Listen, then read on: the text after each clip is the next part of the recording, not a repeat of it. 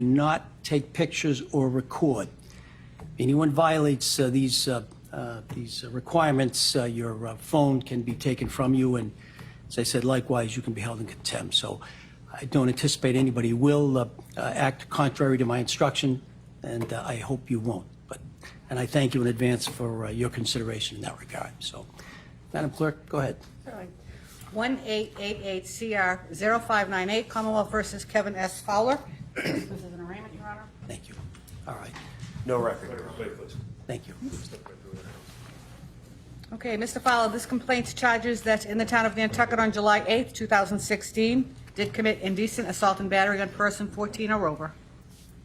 Sir, if you're charged with another offense while this matter is open, you can be held for 90 days without bail. Mr. DA, request beyond the bail warning? Any? Beyond the bail warning, Your Honor, the Commonwealth is requesting that Mr. Spacey be ordered to stay away and have no contact with the named victim and his family. All right. Certainly, the court will impose those conditions. Anything additional? No, Judge. Okay. All right. No requests in terms of movement or staying within the United States. Anything? As required by the court, Judge, and as required by the probation department, our only request specifically is the stay away. Okay. All right. Well, those will be the conditions then. Sir, you'll meet with probation. You'll sign those conditions. You'll be required to stay away and have no contact, direct or indirect, with the alleged victim. All right. I know there was a motion filed by defense. I had occasion to look at it. Mr. DA, have you had occasion to look at it? We've reviewed them, yes, Judge. Okay. You want to be heard on the motion, or? Briefly, Judge. Sure. Regarding the motions to preserve, we agree that anything that is currently in our custody and control, we have to preserve, we will preserve, and we will turn over in discovery. Sure. As it relates to the motion to preserve itself, we're suggesting at this point that the scope that is being requested by counsel is overly broad. It's asking for July 7th and July 8th of 2016, but all the way up to the present. We suggest that based on what's been filed, up to the present is overly broad.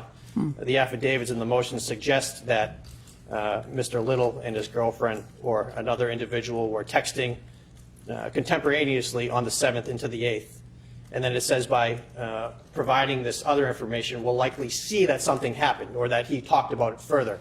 But there's no basis for that information within the motion to preserve. We would suggest that it's a fishing expedition at this point, and that the motion should be narrowed at least to the 7th and 8th of July of 2016. It's a fair point. Mr. Jackson or Ms. Bolero, I don't know who's going to respond, but feel free. I'll be happy to respond. Alan Jackson on behalf of Mr. Spacey. Sure.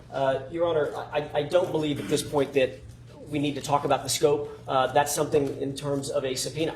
In other words, what I subpoena or what I serve on those individuals might require a discussion or some litigation about the scope. All I'm asking at this point is that we preserve it. In other words, this is data that we believe is not only potentially exculpatory, but likely exculpatory for Mr. Spacey. I simply don't want to see any of that data deleted, destroyed, even inadvertently, or in other words, in any other way manipulated. I don't think it's a burden at all on the Commonwealth, nor on the two individuals named in the motion, MD and the complaining witness, to simply say, I'm ordering you not to destroy anything, so that Mr. Jackson, Ms. Bolero, the Commonwealth can litigate in front of the court at some point whether or not there is exculpatory information that leads all the way up to today. In other words, all I'm asking for is just to put a bubble around that data so it doesn't get destroyed. I'm not saying I get it yet. I just don't want it destroyed yet.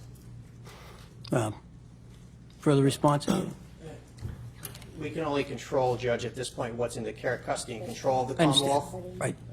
As far as information that would be contained within the specific service providers of these individual cell phone carriers, well, that's different. We have no control over that, Judge. So we would suggest that as far as the preservation goes, whether it be to the individuals directly or to the providers, that it be limited at this point to the 7th and the 8th until more information can be provided as to why it might likely be exculpatory versus a fishing expedition. Right. I haven't seen any of the police reports, so I don't know what, except for your affidavit, I don't know what information you base this request upon.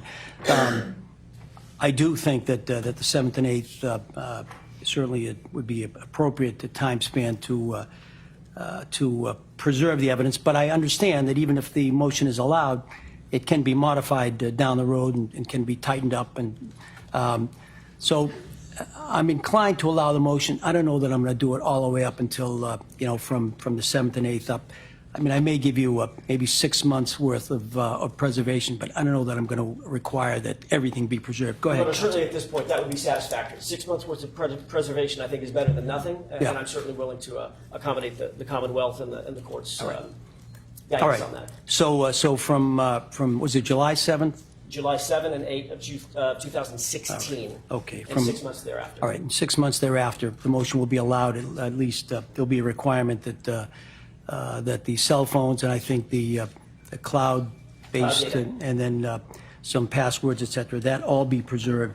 As I say, that's subject to further modification one way or the other, depending upon what is discovered during the course of this matter. So, Thank you. all right, we have a further date, gents and ladies that work. We haven't discussed one yet. You confer with counsel. Go ahead. I think we can come up with a date in just a quick Go ahead. second. Sure. Sir, you can be seated. You don't need to continue to stand. Thank you.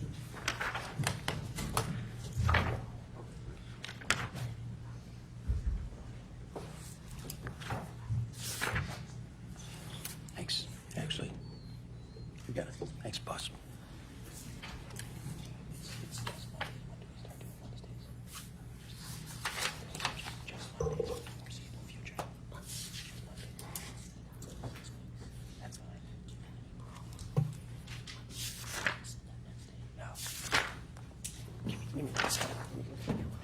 Your Honor, may I consult my cell phone real quick? Sure.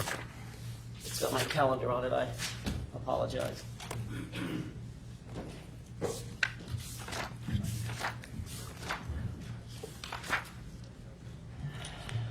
Your Honor, Mr. Jackson is admitted pro hac vice. I am local counsel on the case. Are you going to require my appearance from someone from my office at all proceedings? Are you in already? I know you came in so that he could enter the pro hoc vice, but is there? Yes, I do have a notice of appearance on file, and Mr. Jackson was filing one today as well. So your appearance is already in? My appearance is in. Well, we'll leave it there. Thank you. Counsel.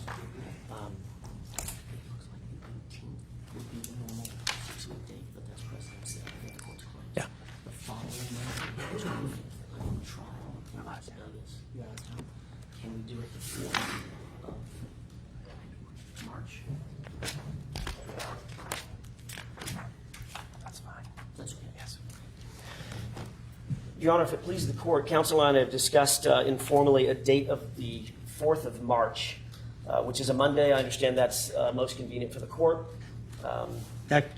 Yeah, that's right. That's jury week is in February, so March 4th would probably work. And counsel and I also discussed off the record, and I would ask for the court's guidance on this.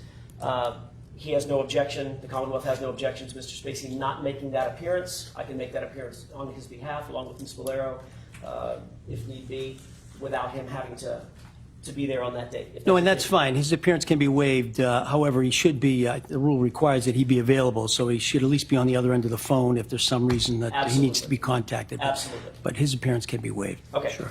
Thank you. And Thank can you. we schedule that, Your Honor, for 11 a.m. again? Sure.